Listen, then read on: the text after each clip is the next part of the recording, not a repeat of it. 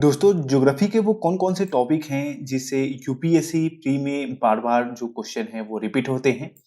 तो उन्हीं के बारे में हम लोग जानने वाले हैं। 2013 से 2021 तक वो कौन-कौन से टॉपिक हैं जिससे बार-बार क्वेश्चन आए हैं और ये इम्पोर्टेंट है यूपीएससी प्रीलिम्स 2022 के लिए। तो यहाँ पे रिपीटेड थीम है और यहाँ पे रिपीटेड टॉपिक है, ठीक है? यानी कि ये ब्रॉड टॉपिक आप कह सकते हैं या चैप्टर कह सकते हैं और उससे रिलेटेड टर्म या फिर वर्ड जिस पे क्वेश्चन जो है वो यूपीएससी में आया है। तो जो पहला यहाँ पे आपका थीम है वो है origin and evolution of the earth. तो यहाँ पे ये जो टर्म है like event origin, singularity, string theory, तो ये सारी चीज जो है वो आपको पता होना चाहिए और करंट में अगर इससे रिलेटेड कोई न्यूज है तो वो आपको पता होना चाहिए। तो इससे रिलेटेड क्वेश्चन जो है वो आपको यहाँ पे आते हैं। अर्थक्वेक, वोल्केनो और ये सारे जो टॉपिक होते हैं ना, ये बहुत ही इंपॉर्टेंट टॉपिक है और इससे जो क्वेश्चन है वो बार बार आते रहते हैं। तो अर्थक्वेक को आपको अच्छे से प्रिपेयर करना है। कंटिनेंटल ड्रिफ्ट थ्योरी बहुत ही इंपॉर्टेंट थ्योरी है ज्योग्राफी का, तो ये आपको पता होना चाहिए। वोल्केनो, इसको भी आपको अच्छे से प्रिपेयर करना है। इससे क्वेश्चन जो है वो आपके आ जाते हैं और इधर जो है वो इसके सब टॉपिक दिया हुआ है, ठीक है। दोस्तों 30 मार्च 2022 से यूपीएससी सीएससी के लिए अनअकैडमी का न्यू कोर्सेज जो है वो स्टार्ट हो रहे हैं, जिसमें आपकी कंप्रिहेंसिव यूपीएससी सीएससी 2023 के लिए प्रिपरेशन कराई जाएगी। ये कोर्सेज जो है वो बाइलिंगुअल यानी कि हिंदी इंग्लिश दोनों में और स्पेशली हिंदी माध्यम के विद्यार्थियों के लिए भी स्टार्ट हो रहा है। अगर आप इस कोर्स को ज्वाइन करेंगे तो इसके साथ आपको 20 जीएस के बुक्स भी प्रोवाइड कराए जाएंगे, जो कि पूरी कंप्रिहेंसिव होगी। ये हिंदी और इंग्लिश दोनों में अवेलेबल है। अगर अभी आप इस कोर्स को ज्वाइन करते हैं तो आपको 20% का फ्लैट डिस्काउंट मिल जाएगा। ये कोर्सेस अलग अलग टाइम ड्यूरेशन के लिए चल रहा है, जैसे कि 12 मंथ्स, 18 मंथ्स, 24 मंथ्स और 36 मंथ, यानी 1 ईयर, 1.5 ईयर, 2 ईयर्स और 3 ईयर्स के लिए। आप जिसने ईयर के लिए भी आप इस कोर्स को सब्सक्राइब करेंगे उससे आपको 3 मंथ का एक्स्ट्रा एक्सटेंशन जो है वो मिलेगा। तो ये इसके कोर्सेज के प्राइस हैं। आपको 20% डिस्काउंट लेने के लिए जो है वो यहाँ पे ये जो कोड दिया हुआ है स्टडी PT10, कैपिटल लेटर में स्टडी PT10, आप इस कोड को यूज करिए, आपको फ्लैट 20% का डिस्काउंट मिल जाएगा। इस ऑफर का लाभ आप 30 मार्च तक ही उठा सकते हैं, क्योंकि ये ऑफर 30 मार्च तक ही अवेलेबल है।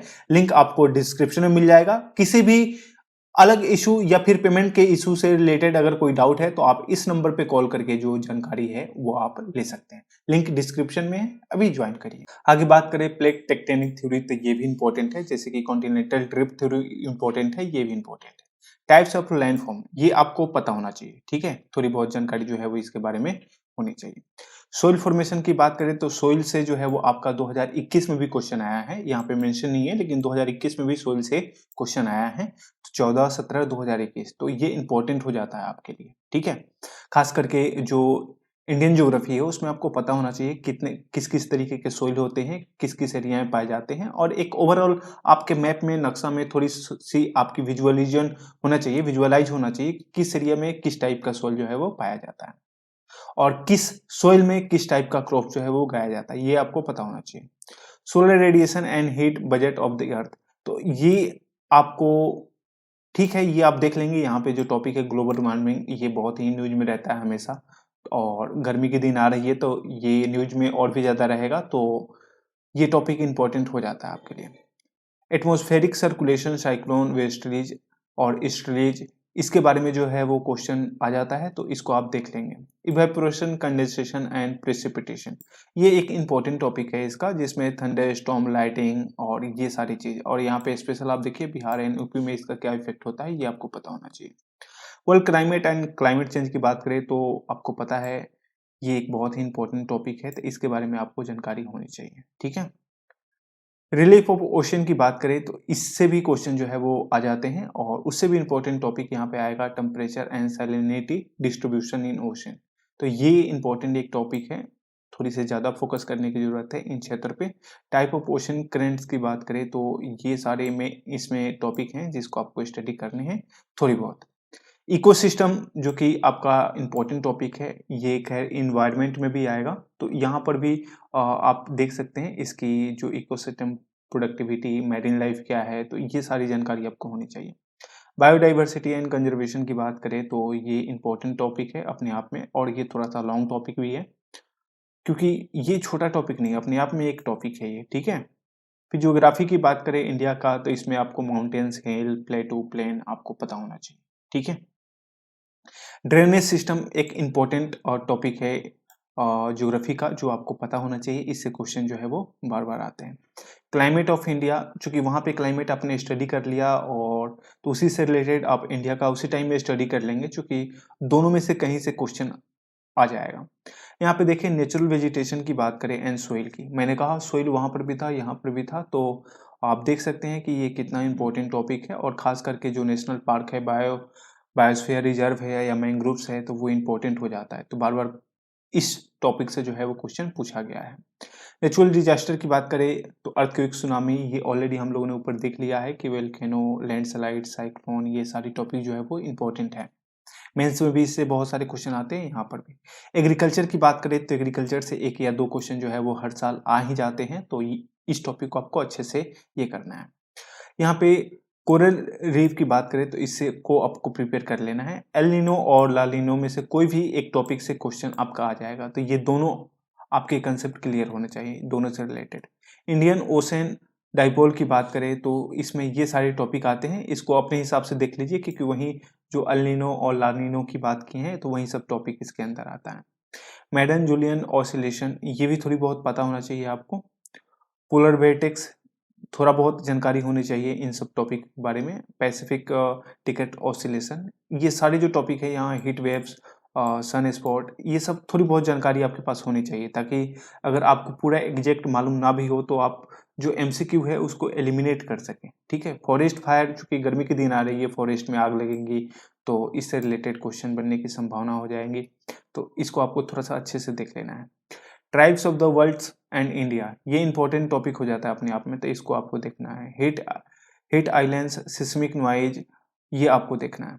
इन्वायरमेंटल इम्पैक्ट एंड असेसमेंट, इसको आपको थोड़े से ज़्यादा ये फोकस देना है।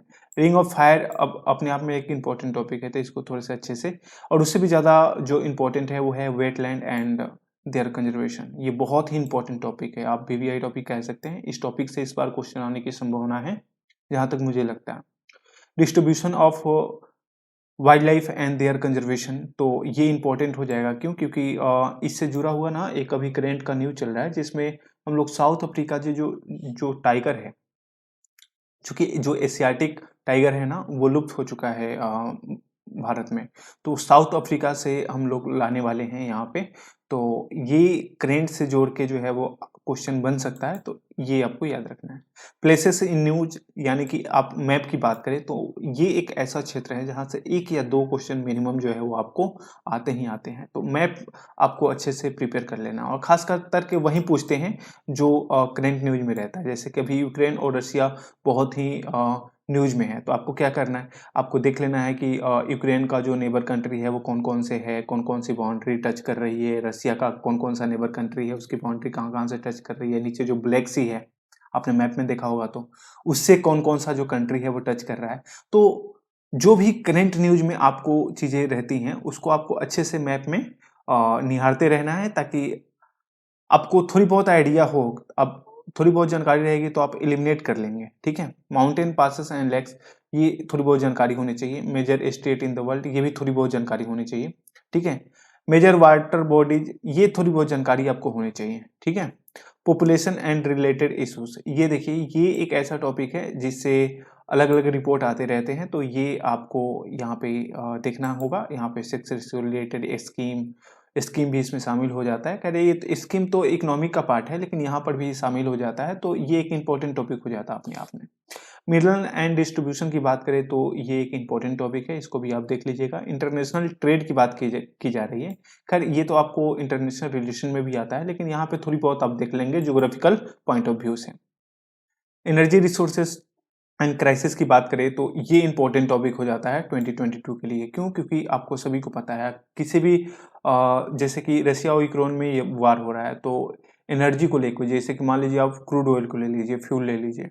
अब बहुत सारे जैसे रशिया पे बैन लग गया है, तो बहुत सारे कंट्री जो है वो उसे परचेज नहीं कर पाएंगे। स्विफ्ट में बैन कर दिया गया है, तो जो पेमेंट है वो सही से नहीं हो पाएगा, तो बहुत सारी जो है वो दिक्कतें आएंगी, तो उससे रिलेटेड न्यूज में बन सकता है, ठीक है। और कैसे इंडिया में भी पूछा जा सकता है कि इंडिया कैसे आत्मनिर्भर हो सकता है इन सब चीज़ों में, तो ये इंपॉर्टेंट टॉपिक हो जाता है।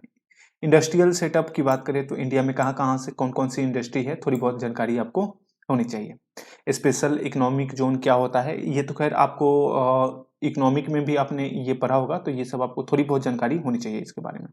ट्रांसपोर्टेशन, कम्युनिकेशन थोड़ी बहुत जानकारी होनी चाहिए, वाटर कंजर्वेशन भी थोड़ी बहुत जानकारी होनी चाहिए, यहाँ से आपका काम जो है वो बन जाएगा।